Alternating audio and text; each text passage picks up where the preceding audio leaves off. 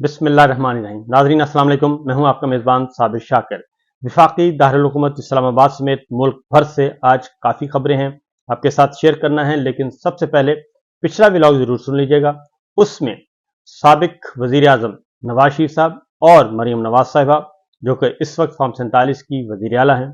उनके बारे में ज़ुबैर साहब, जो कि तर्जुमान रहे हैं नवाज शरीफ साहब के और मरीम साहिबा के, उन्होंने कुछ इंकशाफात किए हैं। और वो इंकशाफात हैं जनरल बाजवा से मुतालिक, नवाज शरीफ साहब से मुतालिक, मरीम साहिबा से मुतालिक, शहबाज शरीफ साहब से मुतालिक, जिसमें उन्होंने वाज़ेह तौर पर यह बताया कि किस तरीके से इमरान खान साहब की हुकूमत को गिराने के लिए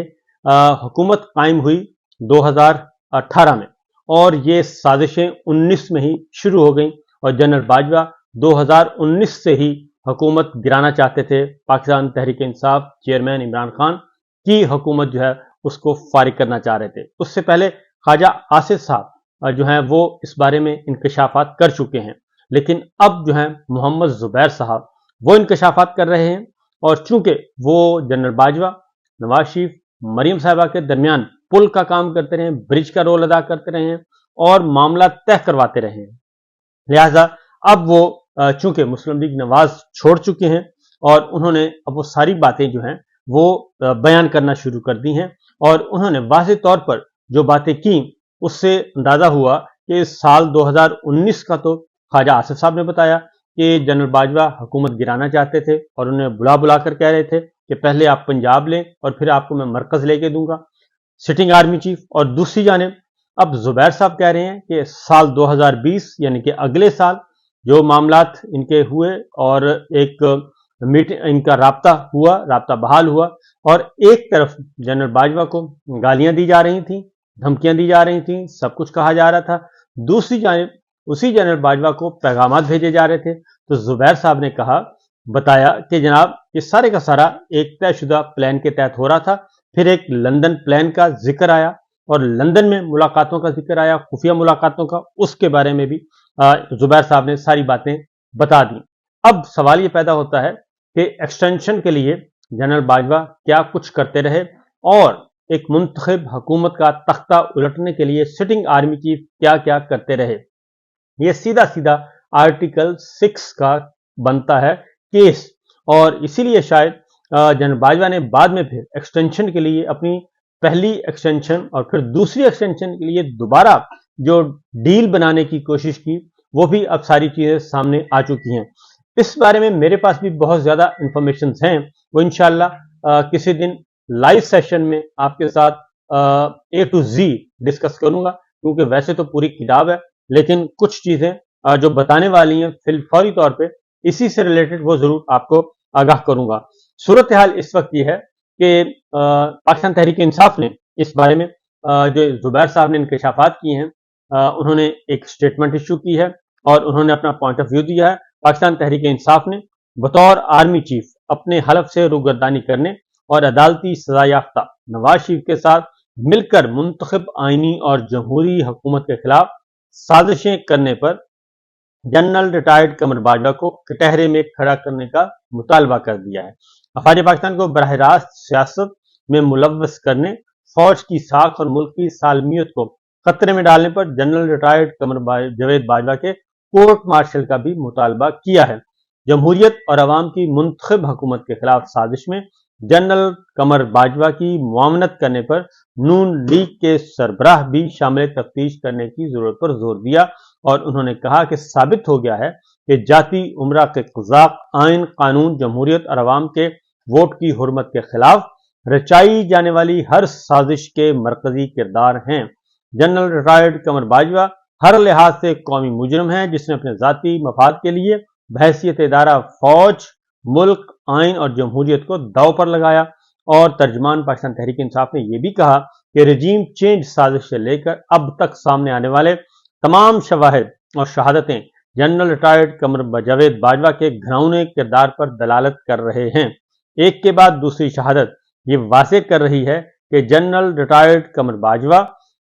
मुल्क को दरपेश सियासी, आईनी, जमहूरी, मुआशी और इंतजामी बहरान का बराह रास्त जिम्मेदार है। और वाशिंगटन में पाकिस्तानी सफीर के भिजवाए गए साइफर के मतन منتخب جمہوری حکومت کا تختہ الٹنے کی سازش اور اس سے جڑے واقعات کے بعد مریم نواز کے ترجمان کی شہادت جنرل باجوہ کے غیر آئینی قانونی اور خلاف منصب ایمبیشنز پر مہر تصدیق ثبت کرتے ہیں۔ اور ترجمان نے کہا کہ مریم نواز کے ترجمان کی شہادت نے رجیم چینج سازش کے اہداف، طریقہ کار اور اس میں ملوث کرداروں کو قوم اور تاریخ کے روبرو برہنہ کر کے کھڑا کر دیا ہے۔ اور مریم نواز کے ترجمان نے میاں شریف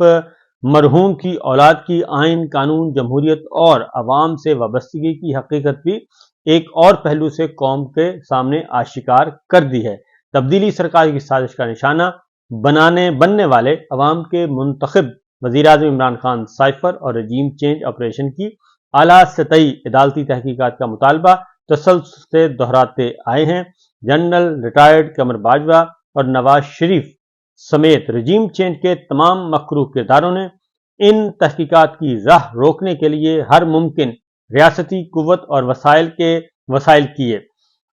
استعمال کیے، اور لازم ہے کہ مشرقی پاکستان کے المناک سقوط کے بعد ملک کے خلاف ایک سابق آرمی چیف اور عدالتی سزا یافتہ مجرموں کے گھناؤنے کردار اور ان کے حقیقی عزائم اور ملک اور قوم پر ان کے تباہ کن اثرات کی تمام پہلوؤں سے قابل بھروسہ تحقیقات کی جائیں۔ چیف جسٹس پاکستان مریم نواز کے ترجمان زبیر کے بیان کا خود نوٹس لیں اور ملکی اور دستوری اور جمہوری تاریخ کے شرمناک باب کی مفصل اور بے لاگ تحقیقات کے ذریعے جنرل ریٹائرڈ قمر باجوہ، نواز شریف اور ان کے ساتھی مجرموں کے کڑے محاسبے کا بیڑا اٹھائیں۔ تحریک انصاف ان قومی مجرموں سے کسی قسم کی ساز باز کرے گی، نہ ہی انہیں اپنے حقیقی انجام سے فرار کی کوشش میں کامیاب ہونے دے گی۔ یہ پاکستان تحریک انصاف کے ترجمان نے ایک بیان جاری کیا ہے محمد زبیر صاحب کے انکشافات بلکہ اعترافات کے بعد، اور یہ سیدھا آرٹیکل 6 کا کیس ہے کہ سٹنگ آرمی چیف کس طریقے سے معاملات طے کرتے رہے اور منتخب حکومت کو گرانے کے لیے اس وقت کے سزا یافتہ لوگوں سے رابطہ کرتے رہے اور ان سے خفیہ ملاقاتیں بھی کرتے رہے۔ اب آتے ہیں پاکستان تحریک انصاف کے چیئرمین عمران خان صاحب کا آج ایک بار پھر ٹرائل تھا، جیل ٹرائل، القادر ٹرسٹ کا ٹرائل چل رہا ہے اور اس کی سماعت تھی، اور مزید 2 گواہان کے بیانات پر جرح مکمل ہو گئی ہے اور مزید گواہان کو بھی طلب کر لیا گیا ہے، اور وہ ایک ہیئرنگ چل رہی ہے۔ اب جولائی کی 2 تاریخ کو شاید اگلی ہیئرنگ ہوگی، اور اس سے پہلے عمران خان صاحب نے اس کے بعد گفتگو کی ہے۔ عمران خان صاحب نے کمرہ عدالت، جیل کے کمرہ عدالت میں انہوں نے کہا ہے کہ پاکستان کو اس وقت ایک بڑی سرجری کی ضرورت ہے، اور پاکستان اس وقت بہت بڑے کرائسس سے گزر رہا ہے۔ پاکستان کو اصلاحات کی ضرورت ہے، ریفارمز عوامی مینڈیٹ رکھنے والی حکومت ہی کر سکتی ہے، اور جو ملک قرضے اتارنے کے لیے قرض لے رہا ہو وہ آگے کیسے بڑھ سکتا ہے؟ پاکستان کے لوگ پاکستان سے باہر سرمایہ کاری کر رہے ہیں۔ عمران خان نے کہا کہ دھاندلی زدہ الیکشن سے ایسا ہی بجٹ متوقع تھا جیسا کہ پیش کیا گیا، اور ملک میں سرمایہ کاری کا ماحول بنانا تھا، لیکن انہوں نے ہر چیز پر ٹیکس لگا دیا، سارا کنٹرول SIFC نے اپنے پاس رکھا ہوا ہے۔ جون اور جولائی کے بل جب آئیں گے بجلی کے، گیس کے، تو حکومت کو پتہ چل جائے گا کہ عوام کیا سوچ رہے ہیں۔ NRO2 کے ذریعے انہوں نے کہا کہ ملک کے ساتھ بہت بڑا فراڈ کیا گیا، اور انہوں نے یعنی کہ اس وقت حکمرانوں نے اپنی چوریاں بچانے کے لیے قانون سازی کروائی اور وائٹ کالر کرائم کے دروازے کھول کے شہباز شریف کے لوگوں کو کہتا ہے قربانیاں دینا ہوں گی۔ عمران خان صاحب نے کہا کہ ہم نے پارٹی سطح پر مذاکرات کی حامی بالکل نہیں بھری، اور ہم نے محمود خان اچکزئی کو ضرور کہا ہے کہ وہ مذاکرات کریں، اور عمران خان صاحب نے کہا کہ محمود خان اچکزئی دوسری جماعتوں سے مذاکرات کریں گے، اور دوسری جماعتیں انہیں کیا کہتی ہیں اور کیا دوسری جماعتیں آفر کرتی ہیں رول آف لاء کے لیے، سپریمیسی آف کانسٹیٹیوشن کے لیے، جمہوریت کے لیے، وہ جب سامنے چیزیں آئیں گی تو پھر پاکستان تحریک انصاف اور عمران خان صاحب نے کہا کہ وہ خود اس کو دیکھیں گے اور پھر اس کا جائزہ لیں گے۔ اور ایک ساتھ انہوں نے یہ بھی کہا کہ نون لیگ سے ہم کیا مذاکرات کریں گے، ان کی تو اپنی ہی حکومت ختم ہو جائے گی، اور نون لیگ سے کیا موسم کی بات کریں، پوری قوم اس وقت عدلیہ کی طرف دیکھ رہی ہے اور اسٹیبلشمنٹ اگر کوئی نمائندہ مقرر کرے تو کیا آپ ان سے مذاکرات کریں گے؟ یہ سوال پوچھا گیا صحافی نے، تو عمران خان صاحب نے کہا کہ میں مذاکرات پاکستان کے لیے کرنا چاہتا ہوں، پہلے بھی کہا ہے میرے پیچھے ہٹنے سے اگر ملک کو فائدہ ہوتا ہے تو میں پیچھے ہٹ جاؤں گا، لیکن مجھے مطمئن کریں کہ میرے پیچھے ہٹنے سے ملک کو فائدہ ہوگا۔ انہوں نے ایک اور بات بھی کی، انہوں نے کہا کہ جی علی امین گنڈا پور کے ساتھ حکومت نے معاہدے کو خود توڑا اور معاہدے حکومت توڑ دے اور گالیاں علی امین لیں، یہ نہیں ہو سکتا، اور 22 گھنٹے لوڈ شیڈنگ ہو رہی ہے، لوگ گرمی سے مر رہے ہیں، 12 گھنٹے کی لوڈ شیڈنگ کا کہہ کر وفاقی حکومت 22 گھنٹے لوڈ شیڈنگ کر رہی ہے۔ اور انہوں نے یہ بھی کہا کہ میرے کمرے میں بھی لوڈ شیڈنگ ہو رہی ہے، پنکھا بند کر دیا جاتا ہے اور میرا کمرہ اگر پنکھا بند ہو جائے تو وہ اوون بن جاتا ہے، اور جن فیڈرز پر بجلی چوری ہو رہی ہے کیا وہاں لوڈ شیڈنگ نہیں ہونی چاہیے؟ عمران خان صاحب نے کہا اس بات پر کہ بجلی چوری تو سارے صوبوں میں ہو رہی ہے اور امتیازی سلوک صرف خیبر پختونخوا سے کیوں ہو رہا ہے؟ شہباز شریف کے 5، نواز شریف کے 4، مریم نواز کے 2 اور آصف زرداری کے 10 کیسز ختم کرائے گئے۔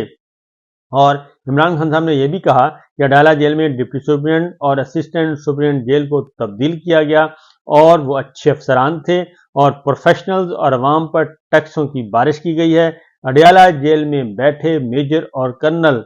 پر کیس کروں گا اور اس لیے کروں گا کہ وہ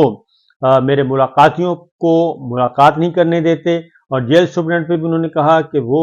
میں فہرست دیتا ہوں تو جیل سپرنٹینڈنٹ ان کے نام کاٹ دیتا ہے،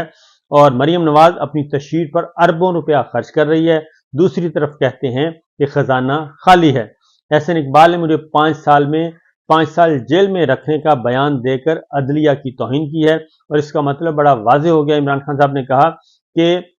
یہ ایک طے شدہ پلان ہے، یہ سزائیں جو مجھے دی گئی ہیں یہ انتقامی کارروائی ہے اور کچھ بھی نہیں، اور اب وفاقی وزراء خود یہ کہہ رہے ہیں کہ آپ مجھے یعنی کہ عمران خان کو 5 سال جیل میں رکھنا چاہیے، تو اس کا مطلب ہے کہ مجھے جیل میں رکھنے کا فیصلہ عدالتیں نہیں کہیں اور کر رہی ہیں، اور جو کچھ اس وقت سامنے آ رہا ہے اس سے بہت اچھی طرح اندازہ ہوتا ہے کہ اندر کیا چل رہا ہے۔ اور عمران خان صاحب نے خاص طور پہ ایک بات جو کہی، انہوں نے کہا جی اڈیالہ جیل میں ڈپٹی سپرنٹینڈنٹ اور اسسٹنٹ سپرنٹینڈنٹ تبدیل کیا گیا اور اچھے افسران تھے، اڈیالہ جیل میں بیٹھے میجر اور کرنل پر میں کیس کروں گا کیونکہ یہ لوگ مجھ سے غیر قانونی حراست میں رکھنے کے ذمہ دار بھی ہیں اور یہ میرے بنیادی حقوق جو ہیں وہ مجھے نہیں دے رہے۔ یہ ہے صورتحال، یہ ہے سچویشن۔ تو اب تک کی اطلاعات فی الوقت اتنا ہی۔ اور دوسرا ایک جو بڑی خبر ہے جی، وہ پنجاب نہیں بلکہ ملک بھر میں آج بھرپور قسم کا احتجاج کیا گیا، اور خاص طور پہ پنجاب میں دفعہ 144 لگا دی گئی پورے صوبے میں، اور پولیس گردی ایک بار پھر شروع کر دی گئی ہے۔ آج پنجاب میں ہر شہر میں تقریباً ہر شہر میں بھرپور قسم کا احتجاج ہوا عمران خان صاحب کی رہائی کے لیے۔ لوگ باہر نکلے، سڑکوں پر نکلے، موٹر سائیکلوں پہ، گاڑیوں پہ، پیدل، نعرے بازی کی، سب کچھ کیا، اور اس میں مقامی MPAs, MNAs اور ٹکٹ ہولڈرز اور دیگر جو پاکستان تحریک انصاف کے رہنما ہیں وہ اس میں شریک ہوئے، لیکن اس کے ساتھ ساتھ جو پولیس گردی بھی ساتھ ساتھ چلتی رہی اور لوگوں کو گرفتار بھی کیا گیا، لاٹھی چارج بھی کیا گیا، سب کچھ کیا گیا اور مقدمات بھی درج کیے گئے۔ تو لیکن پاکستان تحریک انصاف کا کہنا ہے کہ یہ تحریک اب رکے گی نہیں بلکہ اس سے آگے بڑھے گی۔ اجازت دیجیے، اللہ حافظ۔